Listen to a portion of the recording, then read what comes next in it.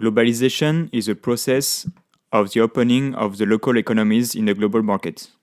Globalization is favored by the interdependence between people, deregulation, trade liberalization, the relocation of activity, development of the means of transportation or telecommunication. This has resulted in a big change on how we do business. Recently, many people chose to live abroad, so they have the chance to work in other countries. For example, in Paris, there are many Wenzhou families. Students will go abroad for further studies to have access to other and better universities. Most of them will also do an internship abroad during their studies, whereas young employees will look for better opportunities abroad.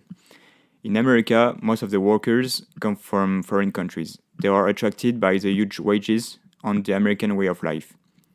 The apparition of internet enabled people to work from long distances and even from different countries. People can easily communicate with people who work very via email, video conferences, or via text messages. Internet has also created new ways to work in companies, like the creation of virtual team, conferences, and calls. Because of the development of means of transportation and trade unions, it became much more easy for companies to do business all over the world. As a result, many companies started to launch their business abroad, like huge companies that we call multinationals, as well as smaller companies. Those companies have many different subsidiaries companies in different places on the world. Thanks to all these changes, companies have been shifting their location or opening factories, offices in countries where there is cheaper workforce, cheaper materials, or less taxes to reduce their costs. Developing countries are then welcoming lots of foreign companies then to all the assets. Some of these developing countries are very well known to have special skills in specific areas. For example, India is very famous for its internet specialized workforce. As a result, many companies decided to externalize this part of their company to India. Also, many French companies externalize their customer service in Poland, which is specialized in this area. Multinational companies mean international projects with international suppliers and customers. In order to supervise those projects, managers have to deal with an international environment. Foreign customers and suppliers make an important part of the manager's life, giving him a lot of challenges to overcome. Things that are normal in one culture may be unacceptable in another culture. Therefore, it is advisory to know about the culture, norms, or custom of the country where you work. Although many international companies work in English, there are still many difficulties faced by employees, especially coffee time with other colleagues. If you don't have the same mother tongue as your colleagues, it can be hard to be well integrated. Every country has its own culture, which result in different approach of working together. For instance, the fact that China is a collectivist country and the United States are an individualistic country can lead to conflicts or misunderstanding when doing business or working together. Depending countries, the link addressed to hierarchy is very different. The relation between employees and managers aren't the same at all. In America, managers tend to be more close to employees. They usually use the same language talking to their colleagues and talking to their boss.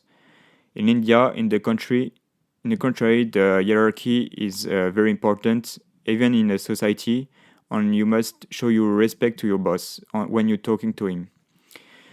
These differences in the approach to hierarchy can be a true challenge to overcome when working in multicultural teams. A monochronic culture likes to do only one thing at a time. They value a certain order and feel the right time and place for everything. They don't pay attention to interruption. Polychronic cultures like to do many things at the same time. Although they are easily distracted, they also tend to manage interruptions well and are willing to change plans easily and often.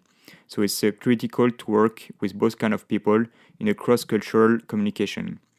Ethnocentrism happens when individuals believe that their culture is better than other cultures, based on preconception found in the values and standards of their own culture.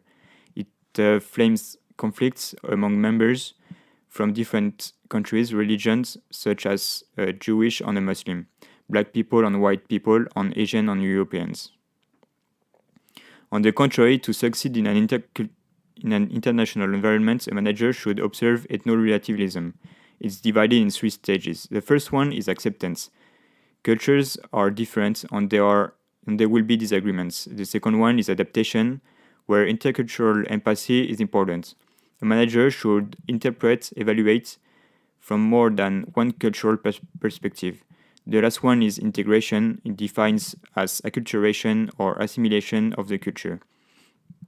If a manager wants his team to perform well, knowing each individual is necessary.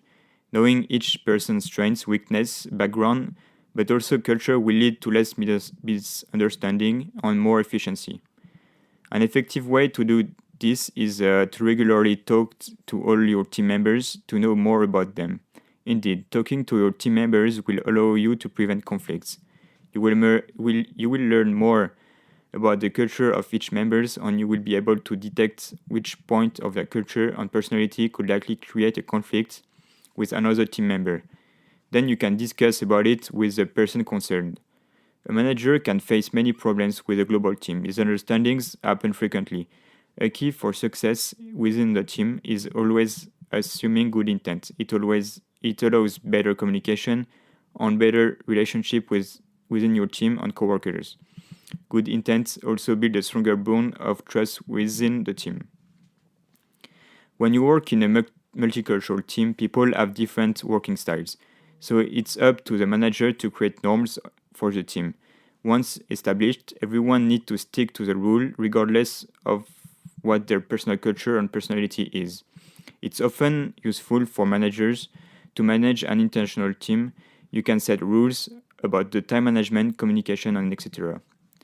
If you shift to a multicultural team or company, you need to adapt your management to the different culture you will deal with and the multicultural behavior that follow.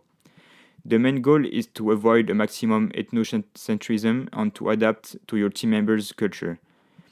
The ability to adapt or to be adaptable is the result of a good management and a good initial knowledge about cultural differences and behaviors. In companies who want to adapt or management into a multicultural site, team building is a good way to share goods and values of the company.